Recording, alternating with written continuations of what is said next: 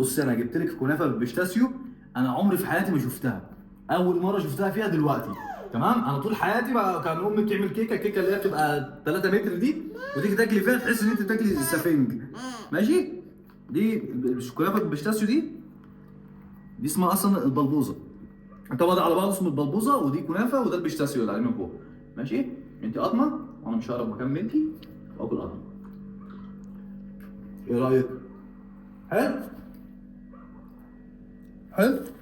الله شاطرة، برافو برافو برافو. عجب سيل يا جماعة. يلا كمان حتة. خد.